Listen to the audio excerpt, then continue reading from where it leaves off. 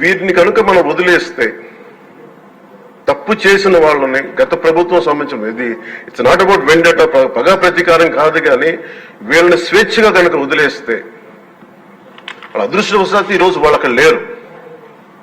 వాళ్ళ కనుక ఉండుంటే వాళ్ళకి నిజంగా వాళ్ళకి సమాధానం చెప్పాల్సిన పరిస్థితి ఉండేది. తప్పించుకొని పారిపోయారు వాళ్ళు ఈరోజు, తప్పించుకొని పారిపోయారు వాళ్ళు. We have to make them accountable అధ్యక్ష. వాళ్ళు we have to bring them into accountability. They have to be penalised. వాళ్ళు దయచేసి గౌరవ ముఖ్యమంత్రి గారికి నేను మీ తరపు నుంచి ఆయనకి తెలియజేసుకున్న అధ్యక్ష, దయచేసి వీరిని please we have to penalise them sir. వాళ్ళకి సరైన శిక్ష పడాలి సార్. వీళ్ళకి తప్పించుకోవడానికి కుదరుస్తుంది. ఏదంటే రేపు పొద్దున ఒక ట్రాఫిక్ కానిస్టేబుల్కి బలం ఇవ్వాలి అంటే ఆపగలమంటే వాళ్ళు ఏమంటారు సార్ లోపల? నేను చిన్నపాటి కానిస్టేబుల్ అయితే నాకేమనిపిస్తుంది, మీరు పెద్దోళ్ళు అయితే వదిలేస్తారు, మమ్మల్ని అయితే పట్టుకుంటారంటారు సార్. మనకు రూలింగ్ కి, గవర్నెన్స్ కి, అడ్మినిస్ట్రేషన్ కి నైతిక బలం పోదు అధ్యక్ష. ఐ రిక్వెస్ట్ యూ, నేను మిమ్మల్ని నేను ఉద్దేశించి అందరినీ హౌస్ మెంబర్స్ గౌరవ సభ్యులందరినీ గౌరవ ముఖ్యమంత్రి గారిని అడుగుతున్నాను అధ్యక్ష మీ ద్వారా.